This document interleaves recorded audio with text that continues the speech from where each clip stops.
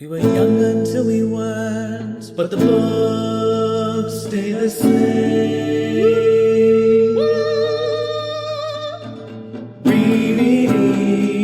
Rereading our favorite books. Hello, and welcome to Reread, the podcast where we reread books intended for children, whether or not they should be read by children. That's another question. On this episode, we are concluding the Hunger's Game trilogy by Suzanne Collins. With the book is called Mockingjay. Very boring title. It's fine. It's fine. Like, it's not a bad title. It's not a great title. It does its job. It could be a lot worse.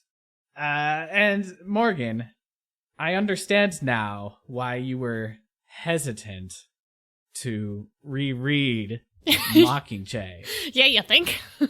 Because this book sucks. Oh! Drops the sledgehammer! Oh my god, I hate it. I wouldn't go book. that far. It's very bleak. God, I have to restrain myself because there are so many rants incoming.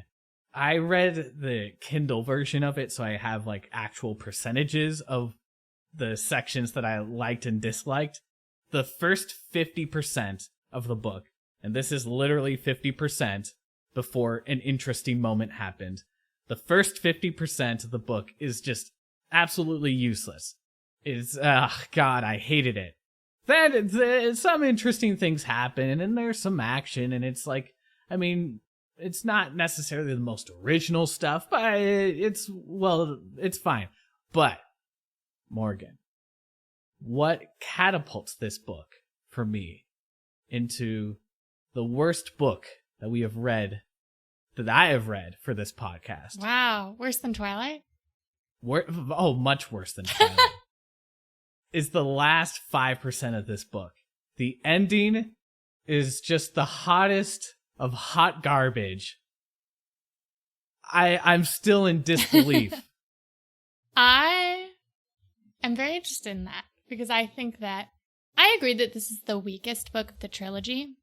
I think it has a number of very strong points that I like. Certain ideas that get brought up, and I like getting to see more of like what's going on with La Rebellion. And I like the fact that Suzanne Collins isn't like, yeah, the Rebellion is the good guys. Yeah, they're definitely more correct than the Capitol. But like, you get to see these people have their own agendas and they are not necessarily like agents of pure good. So there's a lot of that I enjoy. But I agree with you that there's a lot of more tedious moments. Part of it is Katniss is fucking bored for like a decent percentage of this book. So like if Katniss is bored, like what are the rest of us doing? Exactly. But like I think the ending, like the part right before the last bit, I think is really rushed. Like I think the part that gets them to the big climactic scene is rushed. But the very end of the book, I controversially like. Oh my god. Are you not okay? Not we are definitely having a fight about that. I didn't like it at first. The liking came to me over time. So I do empathize with your point of view, and I'm interested to hear more about it. But I think, like Peta, I have come to like the ending more with time. And at this point, I'm like, I actually appreciate that Suzanne did something a little controversial. And I have come to appreciate the choice with time. But we can get into that. I guess that kind of gave my view on this reread. My feelings have not really changed except for like that evolution of my feelings on the ending. But that happened before my reread ever happened. That happened over the years between me reading the final book and then the final movies coming out. That time gave me enough to like, because this is only the second time I've ever read the last book because it's just very bleak. And I just never wanted to. And I watched those last two movies and I cried a lot in the theater and I was like, I never need to read this book again. but I did it for you. Look what I went Aw. through. There is no greater act of love you could do for me, Morgan, than to suffer on my behalf. Yeah, then to suffer through Finnick's death yet again, which, like, I will say, at least in this book, is very short. In the movies, it's f***ing brutal. And I just, like, I do not wish that on anyone watching that scene.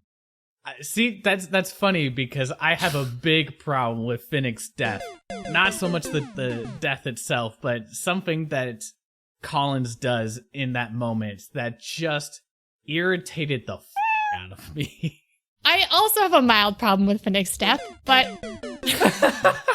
that's more, one, I don't think Finnick should have died. And two, I don't like that you can miss it super easily. Ooh, yes, that is a very good point. It is like 2 sentences. It is 2 sentences, and then it's like, and only, like, these people were left. And you're like, wait, where was Finnick? Where's Finnick? And for me, at least when it comes to action scenes, sometimes, especially if I don't think the person is a very good action writer, which I would say Suzanne Collins goes in and out of being a good action writer, but generally is not a good action writer, I will sometimes skim a little bit during action scenes. If the action isn't super well written, then I don't follow it super easily. So if I skim, I feel like I'm picking up the main points and not getting confused by the bad action. If that makes sense. No, I totally get what you mean. I feel like the action, I would say the action in this book is well written, but it lacks a certain punch because there aren't really that many character beats involved in the action. You're not learning about the characters or seeing. And part of that is like, well, we're at the end of the book. What else is there to learn? And that's a trick question because there's plenty to learn about these characters. There's no substance to his death. There's nothing that, like, anyone could have died the way Finnick died. Yes. On the one hand, it's kind of daring of her to be like, this, like, pretty important character I've spent a lot of time on. He's just gonna die like a normal person. On the other hand, am I a little bit mad that Boggs, who we meet this book, and we don't get to know that well, gets, like, an end of chapter, like... Oh yeah, Boggs has, like, the hero moment where he's got his legs blown off and he's still surviving on, and he has, like, the final line, like, he says one last thing to Katniss that spurs her to action. You know, he has the moments that Finnick should have had, emotionally speaking. Yeah. It's a little annoying to me from a narrative standpoint. I'm like, it doesn't feel emotionally fulfilling for this character. You know, since we're talking about this scene, I'm going to say my problem with it is that there's this weird moment where Katniss is like, and suddenly it's like I'm experiencing Finnick's last moments myself. And she goes on to narrate some, like, Finnick standing under a red sky or something like that, and or Madge laughing. Well, he's underground, but yeah. No, like, she's having this sort of, like, life flashing before her eyes moment. Yes. But from Finnick's perspective. And what irritated me about that moment is that clearly this book is struggling so hard with the fact that it's constrained to just Katniss's perspective.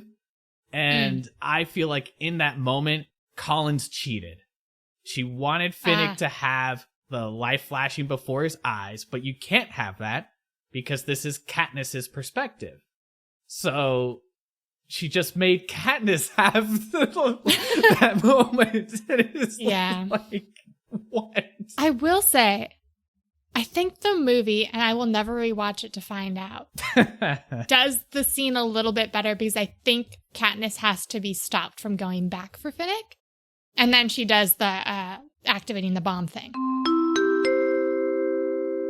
Because of this comment from Morgan, I had to experience Finnick's death again to verify that in the movie adaptation, she tries to go back.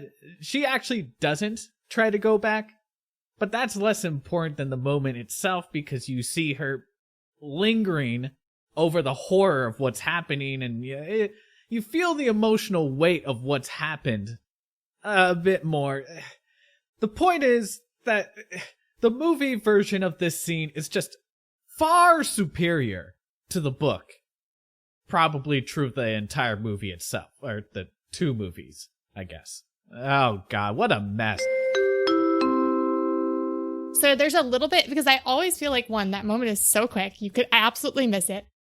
And 2, like, there's not really, I mean, other than that, like, I'm seeing through his eyes thing, but you're right, it's a little weird. And it also doesn't feel like an emotional beat. Yeah. You don't feel like Katniss feel the loss of Finnick, who in the first half of this book was a major, like, stabilizing force for her, a friend. They went through something together. Yeah. Anyhow, we should get to the summary. Yes, before we launch off on another tangent. I always say this. I'm absolutely going to keep it brief this time, though, because I skimmed the back half of this book, as I said I was going to, because I did not want to read it. Y'all have to deal with that. I absorbed enough to make sure I knew what was going on, but if I've missed, like, line details, it's because I didn't want to read that last bit. Not, like, the very last bit, but that chunk. I will say in the summary where we reach the part where I begin skimming. Okay. So everyone is clear. So, we open. Katniss has been brought after the last Hunger Games. She was rescued from the arena and brought back to District 13, which she had long thought was blown up, exploded, gone, wiped from the earth. But it turns out no.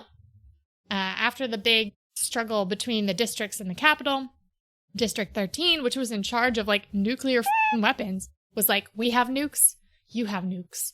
Mutually assured destruction.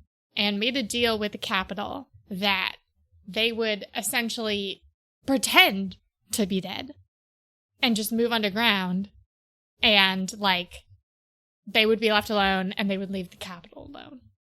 And so this is what happened. And so they have existed ever since on their own, surviving.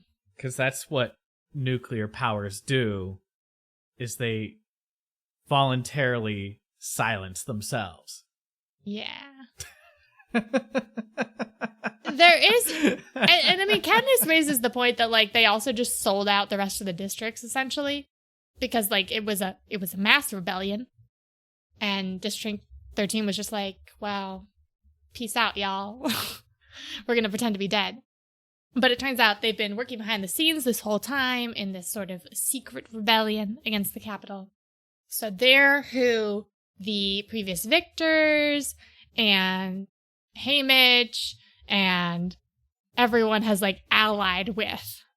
Plutarch, like, everyone is allied with District 13 and their president, President Coin. I forget what her first name is. It's not important. She's just called Coin. Now, Katniss doesn't super care about this at this point, because District 12 was destroyed at the end of the last book, and that was not just a fake being destroyed, that was a real being destroyed.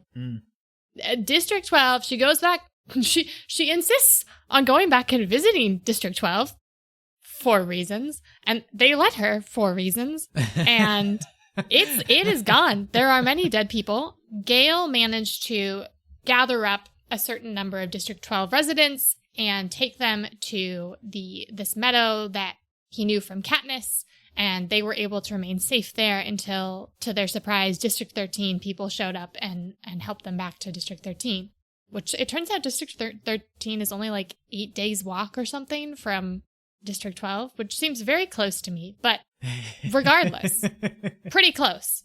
So they're able to reach the District 12 survivors and evacuate them pretty quickly.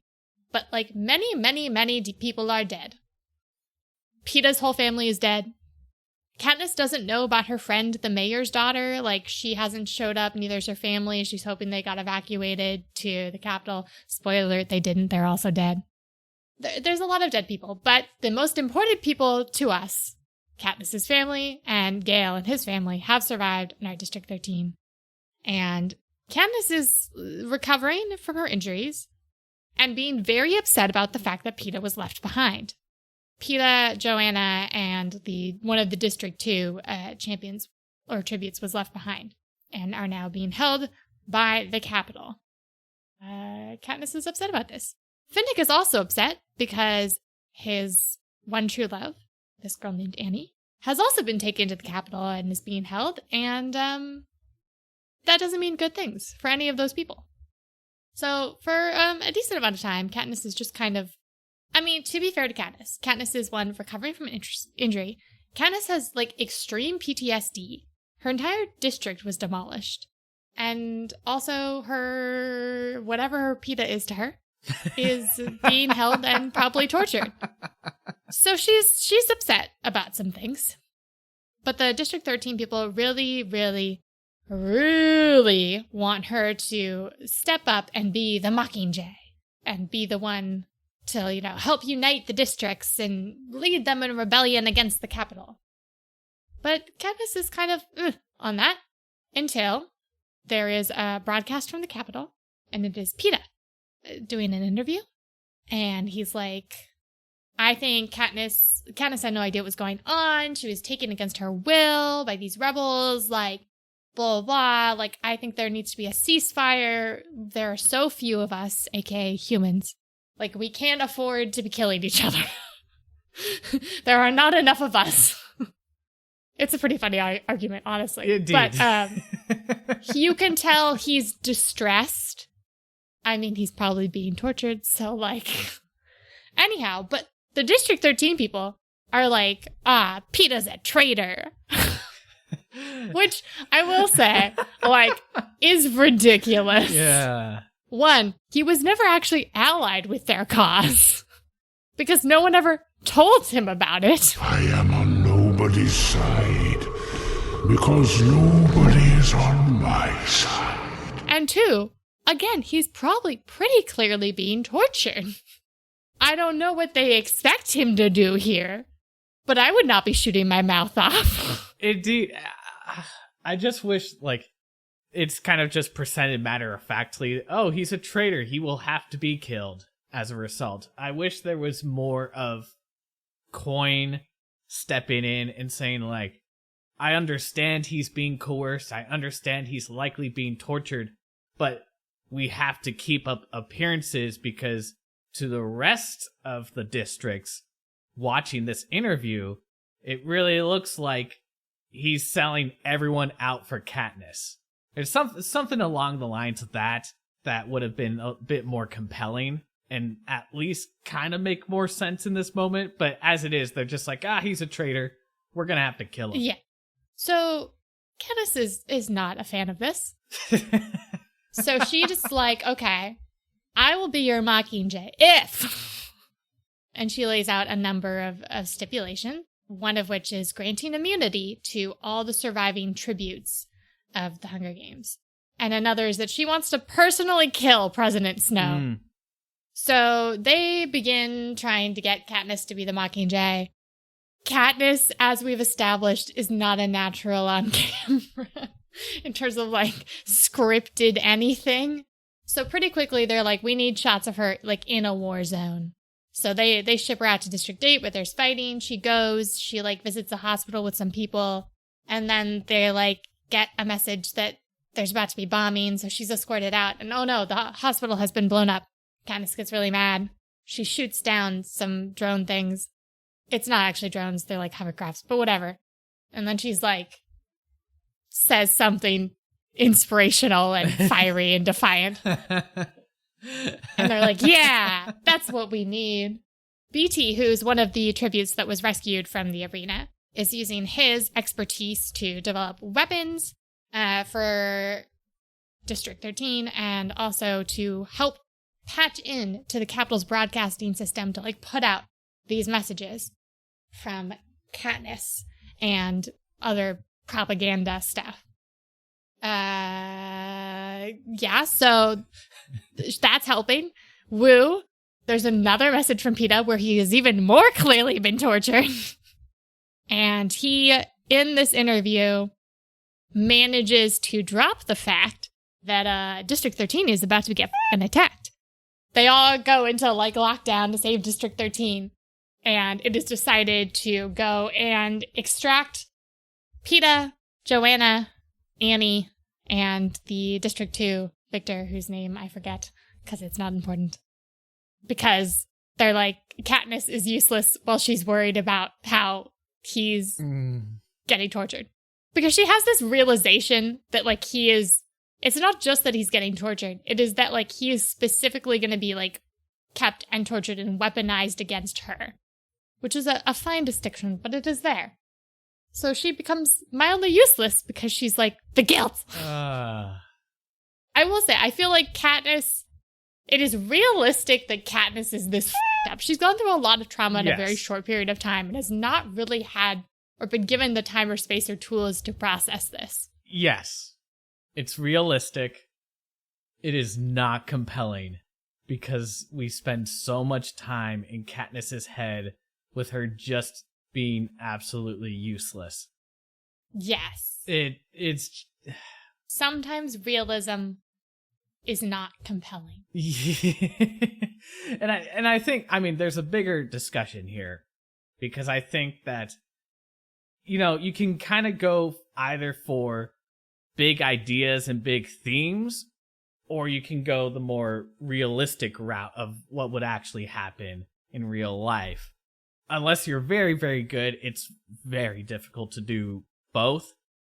Collins tries to do both, and yeah. Yeah, I mean, I go back and forth, but anyhow, we'll get into it. We'll get into it. Peeta, Joanna, and Annie are rescued. Huzzah! Oh, that was easy. Yeah, well, I mean, to be fair, I will get into that in a second. Katniss goes in to be like, Peeta! And then he attacks her because it turns out he's been brainwashed by the Capitol and he thinks that she's awful and like a capital plant or a mutt that is like designed to destroy them all. He like fucking tries to strangle her to death. It's really brutal. It's great. It's a good scene. Because you really don't expect it because he like, Katniss thinks he's opening his arms to like greet her and then it's like boom. Yeah. And she's so shocked. But yeah, so that happens. Katniss becomes very demoralized by that for, you know, obvious reasons. Yeah, that would be a little demoralizing, wouldn't it? Yeah. On the upside, Annie's okay. Oh, and I will say that as part of the attempt to like distract the Capitol from District 13's rescue efforts, BT breaks into the Capitol feeds and puts out a live stream of first Katniss talking about Peeta, but then Finnick comes on and is like, hey, I'm going to tell the truth about shit. And this is where Finnick reveals that President Snow essentially sold him to wealthy Capitol residents who desired him carnally. And as part of this, Finnick began essentially being able to collect these secrets from various high-up people. So he just goes on air and f***ing unloads all those secrets. So that's a thing that happens. But he gets Annie. Finnick and Annie marry. It's great. Yay. You can do it all night long. This is like a spot of happiness in an otherwise very unhappy time. Katniss and Gale head out to District 2 because Katniss is like, I need to do something and I can't be here with Peeta hating me. So they are sent out to District 2 to help with efforts there. District 2 is like the Capitol center of defense and is thus far like one of the only districts that is staying on the Capitol side. So they're like, we need to take District 2 down. This is where we really begin to see, we've kind of gotten hints this whole book. Like Katniss's prep team was kidnapped by District 13 and being held in very poor conditions. And Katniss was like upset about this. And we see that Gale has like no sympathy. He's like, they're Capitol people. Like they deserve worse, blah, blah, blah. Like Gale is very unsympathetic to Capitol people. And has very much this idea that like the end justifies the means. Whatever they need to do to like win this war, like he's down with it. He is down with all the war crimes. He and BT, they're offhanded as a mention that they come up with this idea for double exploding bombs. So like it will explode once and then there will be enough time for like people to rush in to try and help any survivors and then they'll explode again. A lot of the ideas he comes up with are based on his hunting traps because we have established he's very good at hunting traps. And so he has kind of a mind that's good about thinking about how to trap and kill things. So when they get to District 2, he comes up with a plan to basically the big defense hub is inside what they call the mountain. So he's like, why don't we just block all the fucking exits? Like, if we can't get in, let's just seal it off. And of course, his idea is to block all the exits, like all of them. And Katniss is like, no, we need to leave like a way for people to get out. Like, they'll be funneled into one exit, and then we can, take them down. We'll not kill them, but if they want to surrender, like it will be easy essentially to deal with them once they are funneled through one exit. Gale's like, we should kill them all. This is a conflict that is important. It ends up happening that like when the District 2 people exit, they're all ready to like go down fighting, and Katniss is like, no, you shouldn't be fighting us. You should be fighting the Capitol. She gives an impassioned speech. And she manages to sort of convince one guy, maybe, who's holding a gun to her. But then some other guy shoots her. Luckily, she's wearing her cool outfit that it turns out Cinna designed for her before he died. Which is like awesome Mockingjay outfit. And it's very bulletproof. So she does like injure her ribs, but she's okay. She gets brought back to recover. During the recovery time, she has some encounters with Peeta. He's maybe working towards not thinking she's horrible, but he's not super got a grasp on everything because he was, tortured and brainwashed for a long time. And in fact, the suspicion at this point is that he was so easy to rescue, partially because the Capitol wanted him to be rescued so he could hopefully kill Katniss. This was, in fact, the entire plan. Katniss, so basically all the districts have united at this point. They're waging war on the Capitol. Katniss is like, I want to go fight more. They're like, you've done your job. The districts are united. We don't need a Mockingjay anymore. She's like, I want to go be a fucking soldier. Like, let me go. So she and Joanna do some training to do soldier things because they both are in bad shape because they're injured. Also have psychological problems.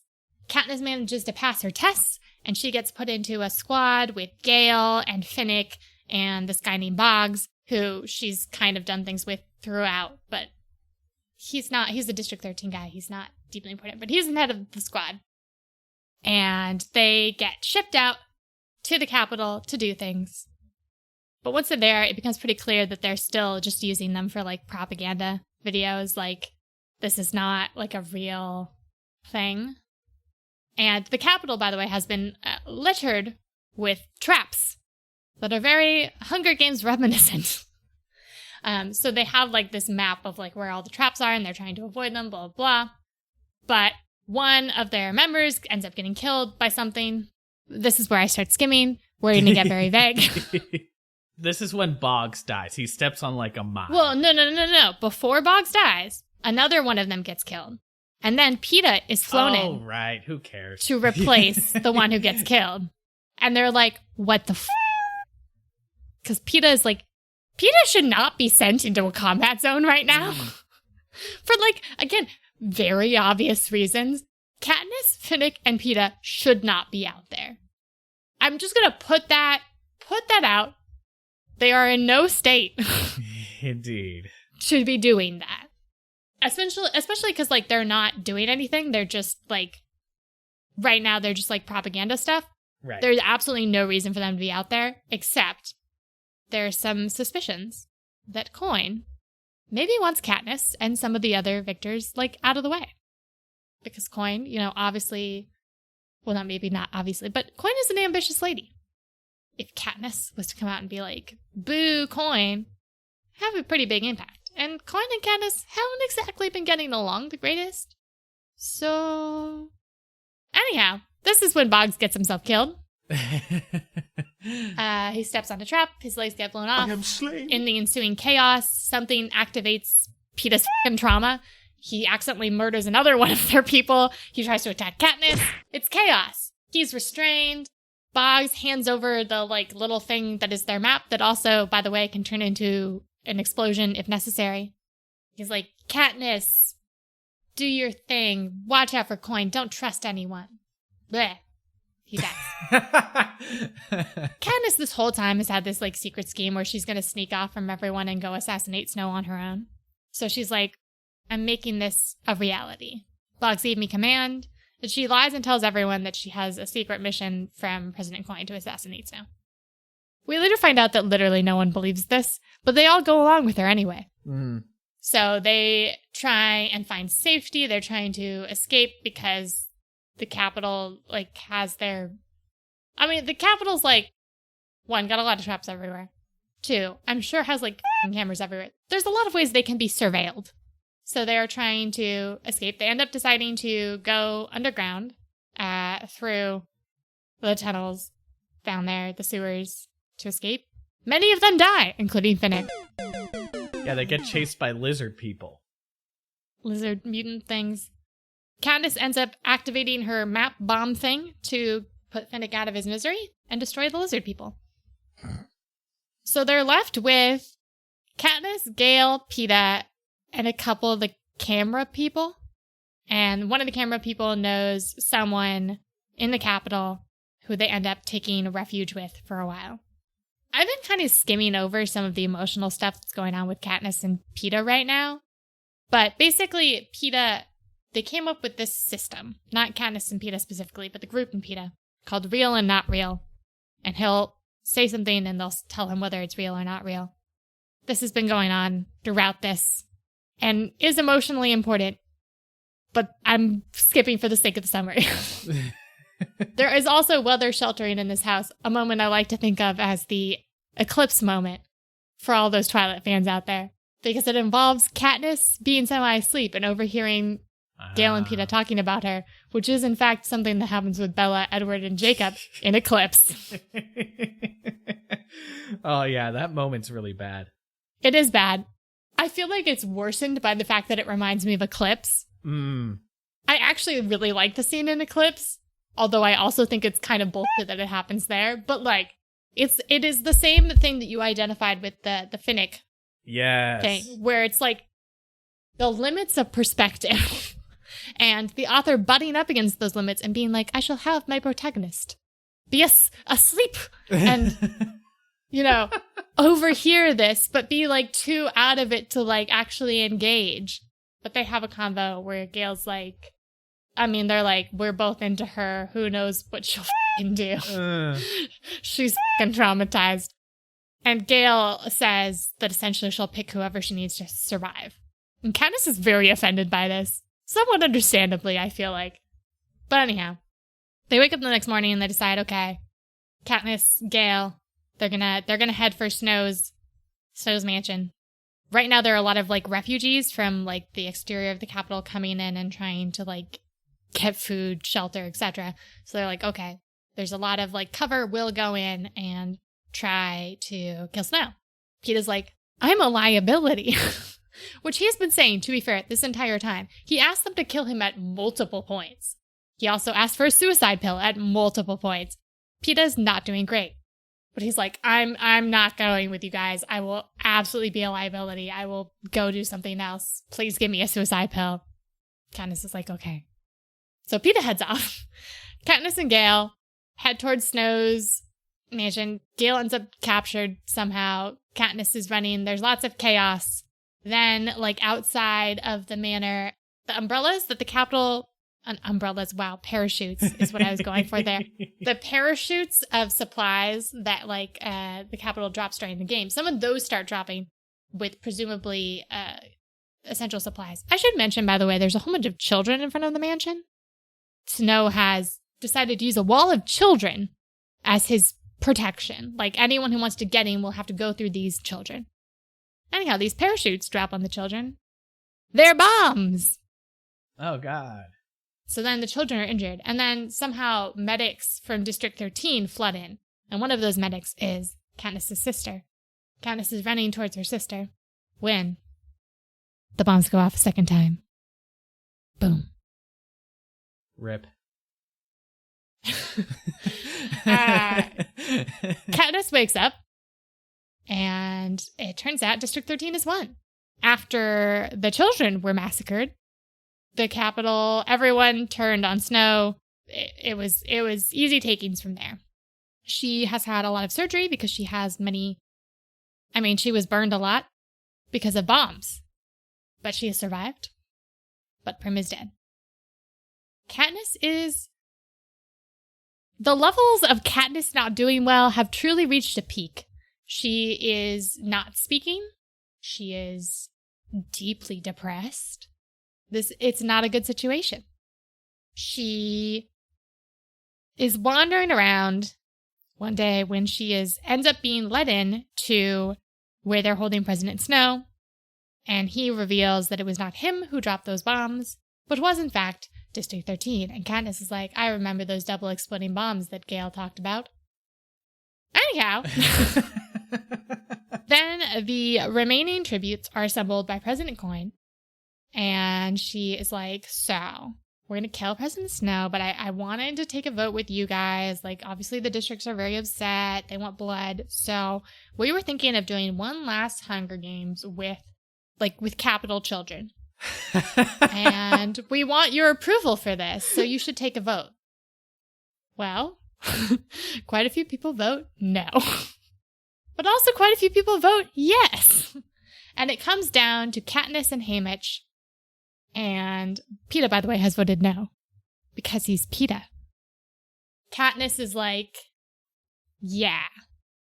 And Haymitch is like, I'm with her. So then Katniss is brought out. She's going to ceremonially shoot President Snow in front of f***ing everyone. President Coin gives a speech. Katniss goes with her bow and arrow. She aims. And then, at the last second, redirects upwards and kills Coin instead. Oh. She's then swarmed and obviously put in solitary confinement, where she's left for quite a while. Eventually, she's released, partially because the therapist that she was not talking to the entire time was like, she's psychologically super unstable. Like, I don't know what you wanted from her.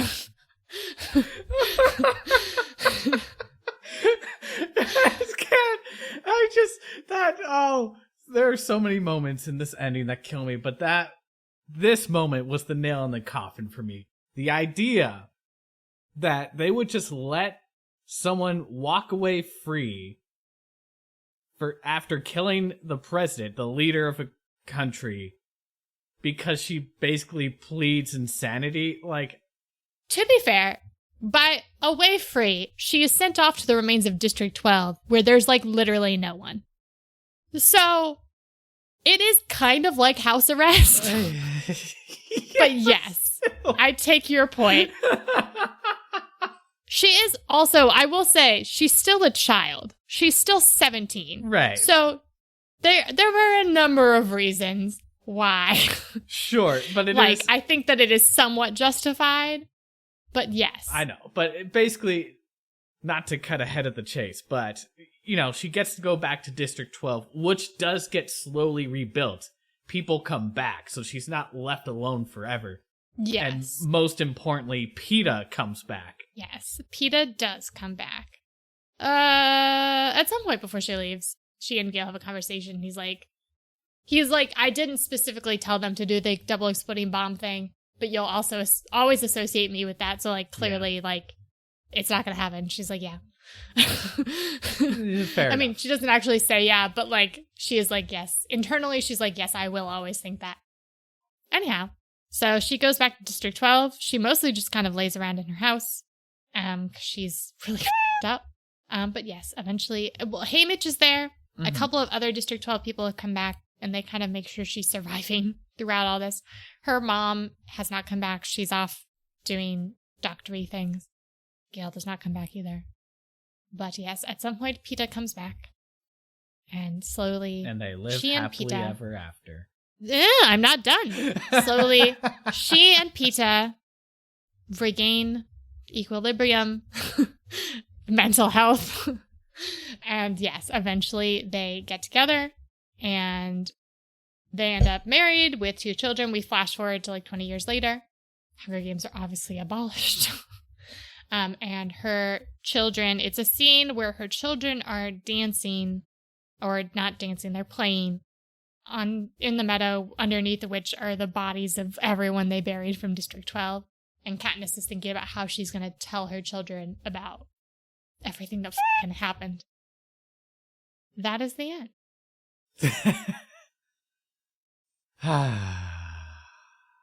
Hey, Morgan.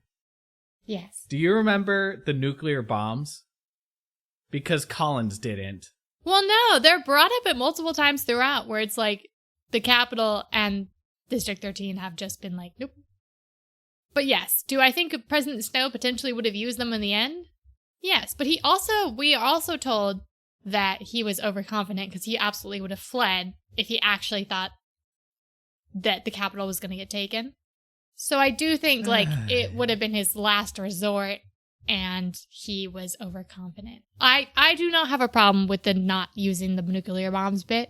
I'm not saying I do either. It's just that it keeps getting brought up and up and up and up.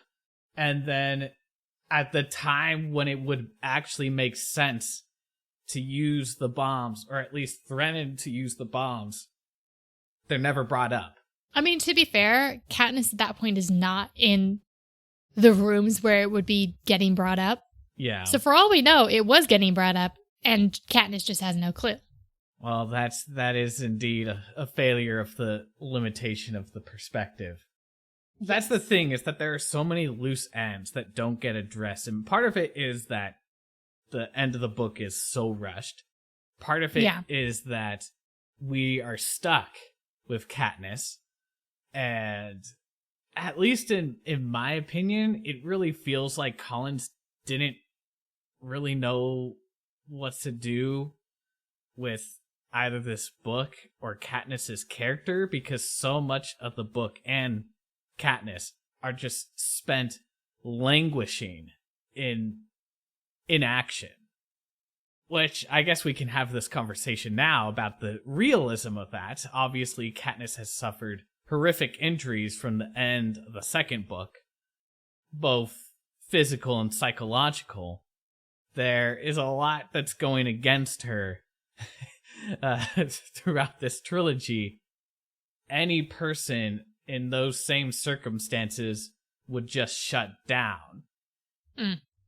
But it's really boring to read.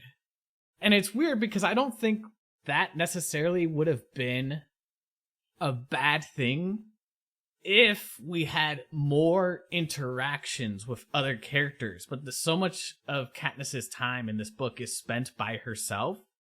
Or even worse, if there are interactions, we're told about them rather than shown. There's a whole rant about President Coin here. To describe her as a wet blanket would be an insult to wet blankets. We see absolutely no personality from Coin. There's almost no dialogue with her. We're told that Katniss sees Coin and Gale talking, but we never actually hear the words being communicated. So there's just nothing really to latch onto for Coin. The point is, you have all these characters surrounding Katniss that are important to her in one way or another.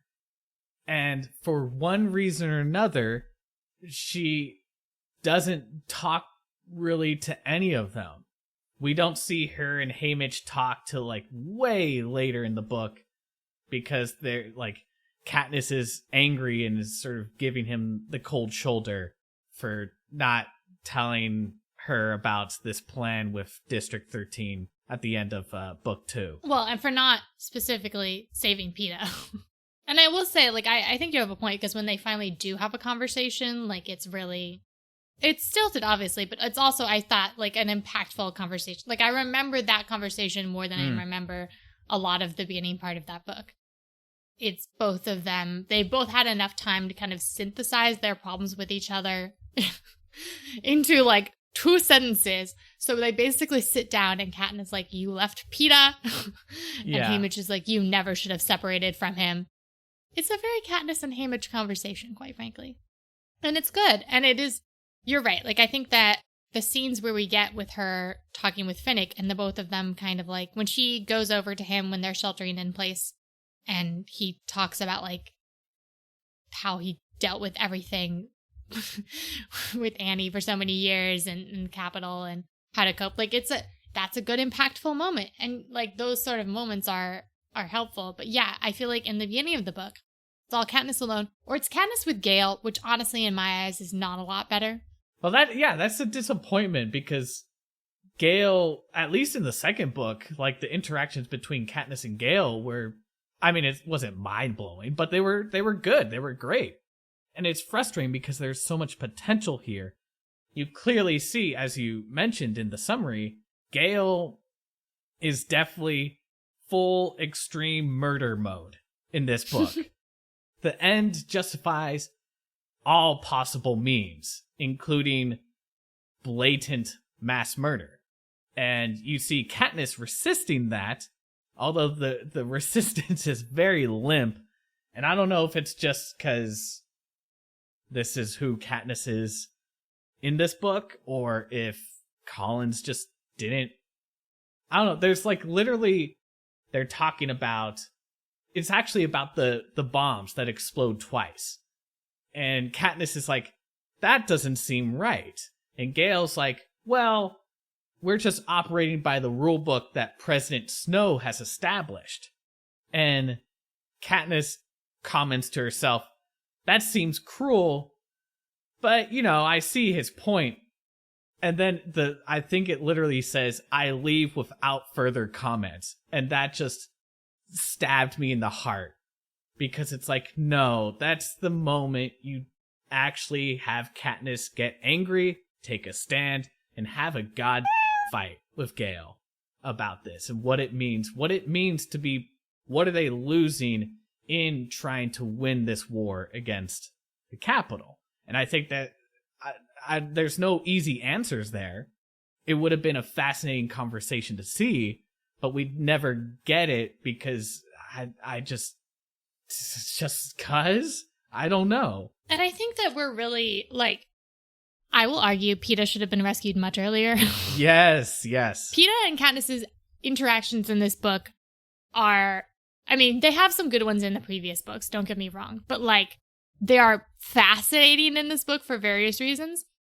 But I feel like part of the issue is that Katniss is always, like, we've talked before about how Suzanne is not subtle with her points. So, like, Gale's character kind of gets reduced down to extremist rebellion guy in this book. And he's always been the more extreme one compared to Peeta, whereas Katniss lives somewhere in the middle between them. And so, obviously, her choice is metaphorically about which of these two things, these two versions of the future she wants, right? So, I feel like part of the issue is that, like, Katniss is not the one to have that fight because she is someone who has wavered between, like, more extreme views, less extreme views. Like, she is the person who can look at what Gale says and be like, yeah, I get it. So I think that makes sense for her. I don't actually have a problem with her walking away, but I agree with you that, like, not having the opposing voice of Peeta there or someone on the other side there is frustrating for parts of this book. Like, the book feels somewhat out of balance without Peeta there. And certainly Katniss's emotional state pre-Peeta getting there is, like, so not, like, it's realistic as we talked about, but it's not it's not workable. Yeah. Like, it's not functional. So, like, once she gets back, she starts getting a little bit, like, she's very upset about how he gets back. But we see her getting a little bit more active about things again, because she's not just focused on Peeta getting tortured in Capitol all the time. So there's, like, numerous reasons why it doesn't work for Peeta to be missing for half of the book. Because I'm pretty sure he gets rescued at, like, right around the halfway point. It is literally 50%. That's yes. The point where this book actually had its first interesting moment was when Peeta came back. Yeah, I was pretty sure it was because Suzanne is very precise in her pacing. So, like, you know, part one ends with what does part one end with? It's another Peeta moment, isn't it? Yes. It ends with him being like, and you in 13, dead by morning. Well, it doesn't end with him saying that, but it ends with him getting beaten up for saying that. So that's what ends part one. I think Peeta getting rescued should have been end of part one. I think that would have made more sense. But That is not the book we got. But I do think that is a major, major problem I have with this book, too, because especially if we're exploring these themes of the more extremist rebellion versus, like, the PETA version.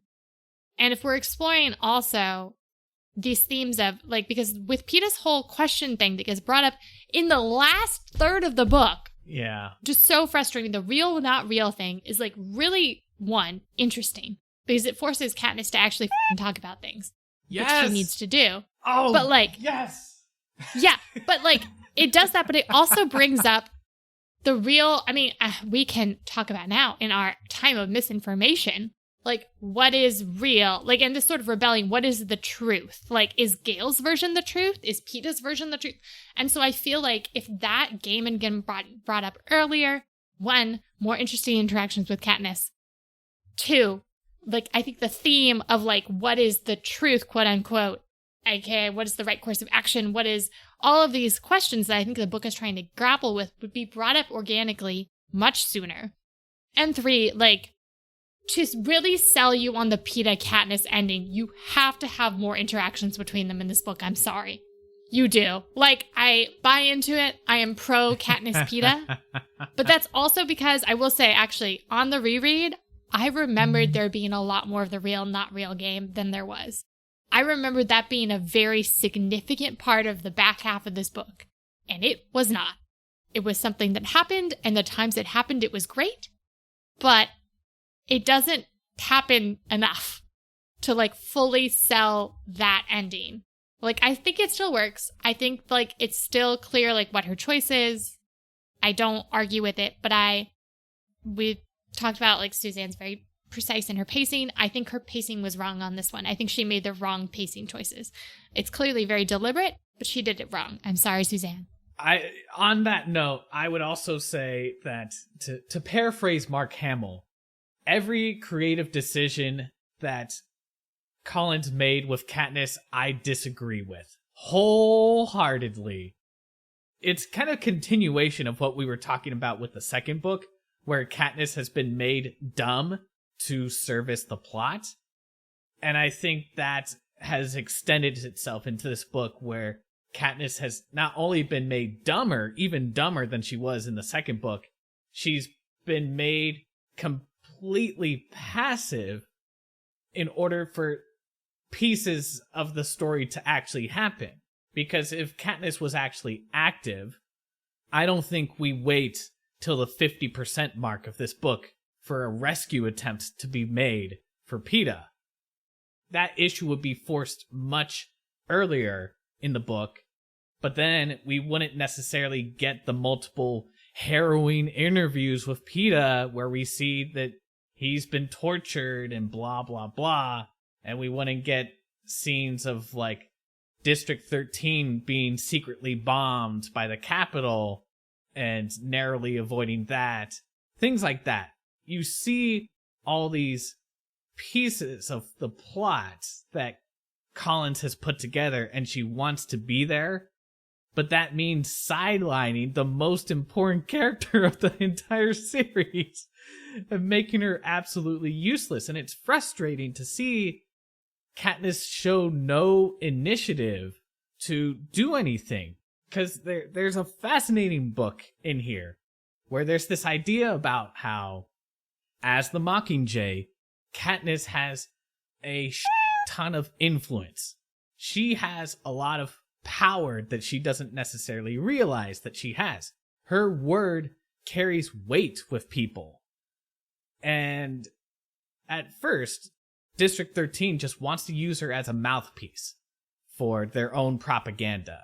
And there's a potential book here where we see Katniss butt up against that and resist that role that she's been assigned and flip it around and use it against President Coin and get things that she wants done to be done. And definitely rescuing PETA would be one of those things. But in the way that Collins has paced this book out, as you said, she's very deliberate about it. PETA can't be rescued earlier because that would throw off the rest of the book as she's organized it.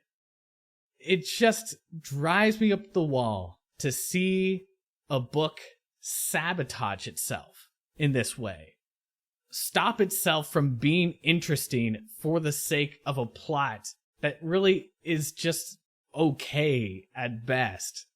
Yeah, it's harrowing, people die, blah, blah, blah, but if you've seen, like, any military film, this is pretty generic stuff. We needed to see more pushback from somebody, and if Katniss isn't able to provide that herself, then we need the characters who can push back to show up earlier. That way, it would have motivated Katniss out of her funk, make her a bit more action-oriented, because, like, the best moments with her are when she takes action. Like that scene where in District 2, when the people in the mountain are escaping, evacuating from the mountain, and, like, you can tell it's bad, people are hurt, people are dying, and they're walking out into this plaza area, and they're just sitting ducks. And Katniss runs out and stops that massacre from happening, and she has her speech, which is actually very compelling, where this guy, like, has a gun on her, and he's like, give me one reason not to shoot you.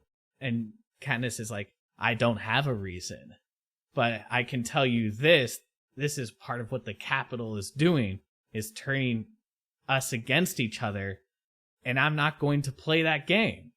It's a great moment because it synthesizes so many of the themes running through these books into one critical moment.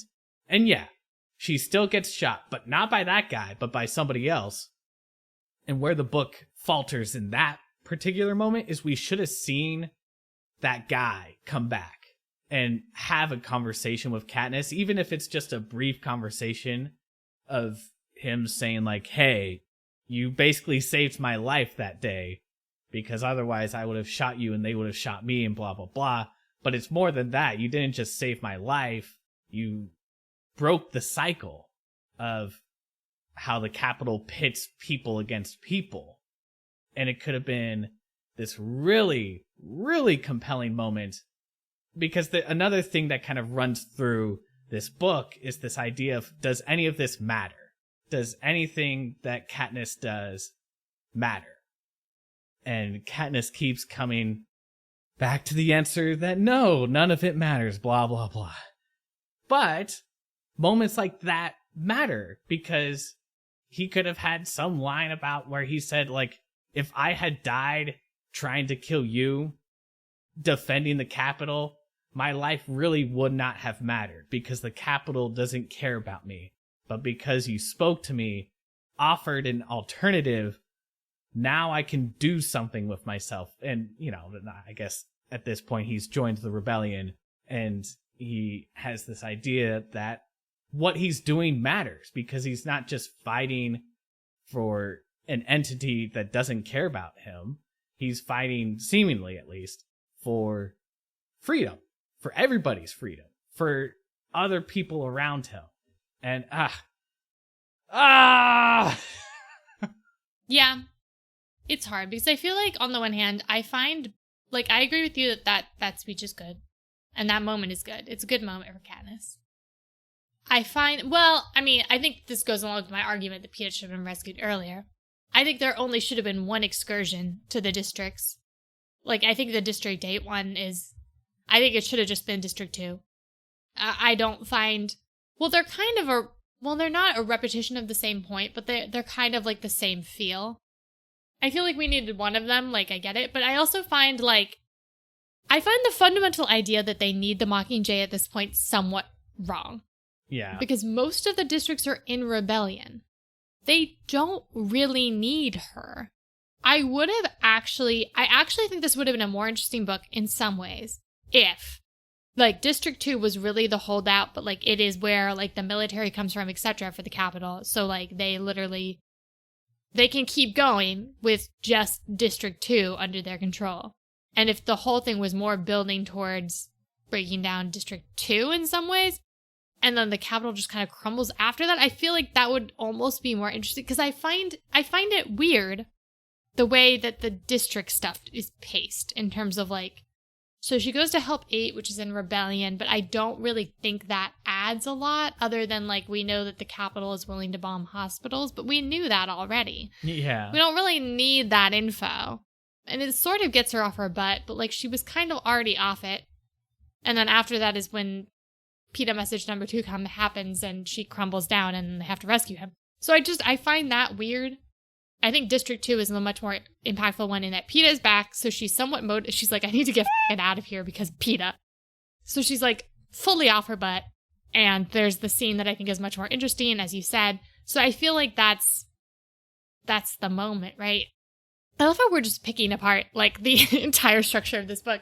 But I think that it is interesting, like to go back to your initial discussion about like realism versus like big ideas. I think that we needed her off her butt more so that she could see too, like District 13 is, I mean, we know District 13 is kind of sketchy, but like she needs to like fully, I feel like, be in the combat zone or in discussions to see that. Yeah. We don't see that enough. We get to see that some in District 2 because we see the way Gale is pushing for certain things and that they're honestly considering it and blah, blah, blah. So like that, having her out in combat more, it might have given her more, like what if instead of that guy coming back, what if it turns out actually District 13, as soon as that one guy shot Katniss, decided to just kill them all. That also could have been like that's much more depressing. But like it could have set up like, oh, District 13 like is not that much better than the Capitol. And then when we get to the double exploding bombs, that feels like it's been set up more, like they are willing to go to this extreme of measures. Like, not that we don't get that Coin is ambitious and blah, blah, blah, but like I feel like we're not given quite enough time with that actually being shown to us instead of being kind of insinuated. So the unfortunate thing is that I feel like there could be a really interesting book about a girl who has become this figurehead for a rebellion and she's completely crumbling. But that's a much smaller scale book. That is a narrative about a person book. And Suzanne does have these bigger themes she wants to explore. And I agree with her. These themes deserve to be explored and they're in line with the themes that have been explored in previous books. She could have still had the realism of Katniss being really f***ed up, but also solved a lot of the problems by essentially all of the pacing comments we're making. Let's change those. Let's make that change. And then having Katniss, out in the field more, have them be in the Capitol, waging war in the Capitol for longer. We don't even really get to know the team at all. We do not, actually, I'm just going to say, we do not get to know the team at all beyond the people we already knew before they are brutally killed, which is boring. I skip it for more than one reason. Like, I don't find it interesting. Let's spend longer. So, okay, let's have District 2 or PETA Rescue and stuff, Act 1, District 2. Like, let's get to the Capitol sooner. Have PETA brought out there. Then it could be more about, like, oh, yes, Coin is trying to get Katniss killed and PETA and Finnick. And spend longer with this team. Have, like, more discussions, relationships going on. Maybe more discussions about what they're supposed to do. Can see more. Maybe some of the people there on the team, maybe one of them is a Coin plant. Maybe there's some sabotage in there and there's more discussions about various like things going on with District 13 that are sketch. We also see the Capitol doing more sketch things, blah, blah, blah. And that way it like builds more. And let Finnick have a death that matters. Let him have one that matters. Hashtag justice for Finnick. Stick around for part 2 next week on Reread. See you then.